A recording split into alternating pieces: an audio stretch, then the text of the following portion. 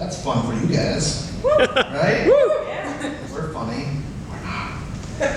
All right. So I have maybe 3 poems, at least 2. Let's see how long they go. So this first one is, well, these first 2 are the first 2 poems of a little chapbook I'm writing that I think is done. Anyway, I want to try them out tonight. So here's the first one. I'm bad at things. All right. Prelude to the Storm. This is not an attack on hurricanes. They're destructive, sure, but they force us to rebuild. They force us to be stronger. However, that's only if they don't kill you. The hurricanes of my life so far have forced me to change, some for the better and some for the worst. That's okay though, because they've led me to me. This is the story of the last one to blow through my life, the most significant, the most recent, and by far the most tragic. But she was special, as you'll see, and strong too.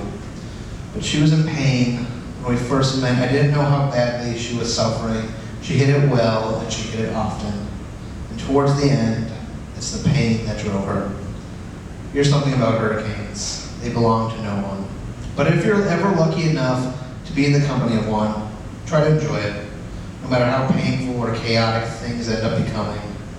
After all, it'll be over soon. You'll be left with nothing, except maybe some bruises and broken bones. She'll be gone, and you'll be nothing. So that was the first one.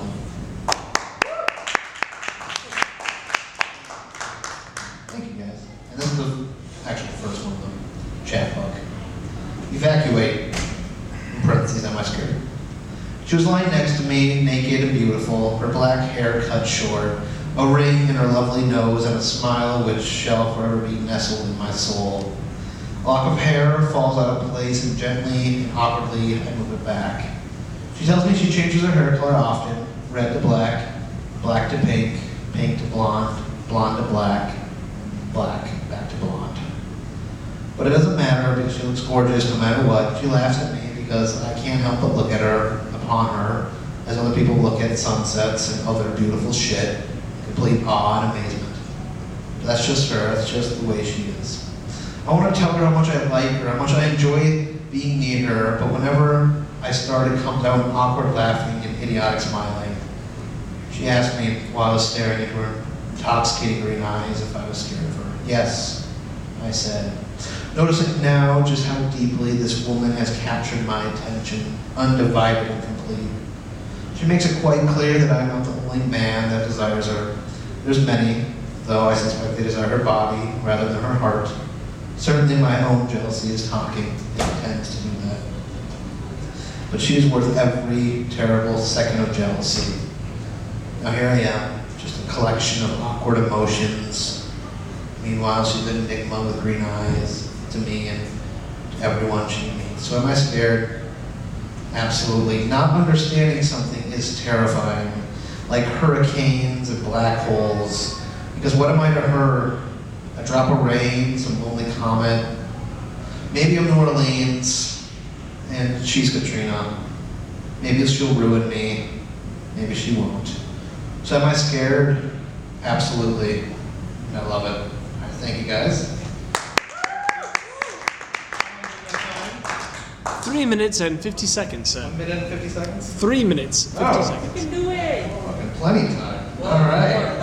My probably my best one. It's a good one after I've been drinking and everyone else has been drinking. So this is a great environment to do it. All right. This one is called 101 Things to Do Before You're Happy.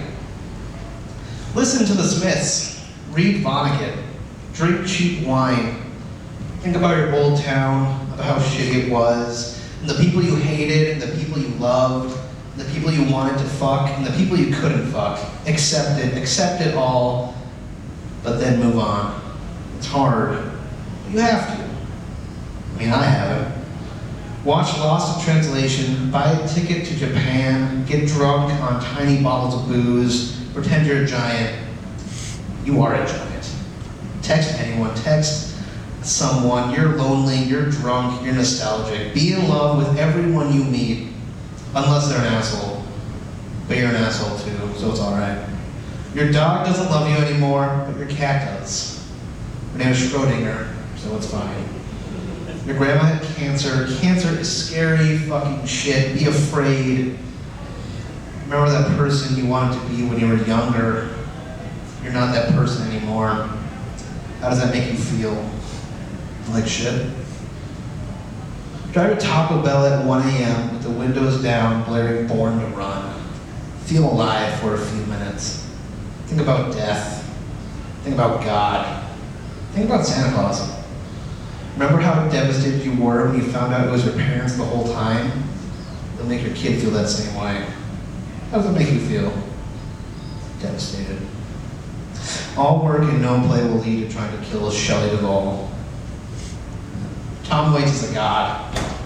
But so are you. You're a god. Ride the bus. Don't sit next to anybody. Feel bad that no one wants to sit next to you. Avoid unnecessary social interactions. When you volunteer at soup kitchens, you get free soup. Fun fact. Watch a sad movie like Philadelphia or Lost in Translation. Cry. Feels good sometimes. Fuck with gender stereotypes. Get drunk on cheap wine again. On Facebook, put up quotes by Charles Bukowski about things that are awkward and uncomfortable, like porn and watching porn, masturbating to porn. It's like that time you weren't going to prom, but then someone asked you and you went and it was fun. There are days when I can't get out of bed, so I binge stream Netflix. Right now, I'm on season 4 of Downton Abbey, and it's amazing. Sometimes I hate being alone, sometimes I like it. Lie awake at night, think about what you want to do in the morning, think big. Tomorrow, do none of it. Repeat.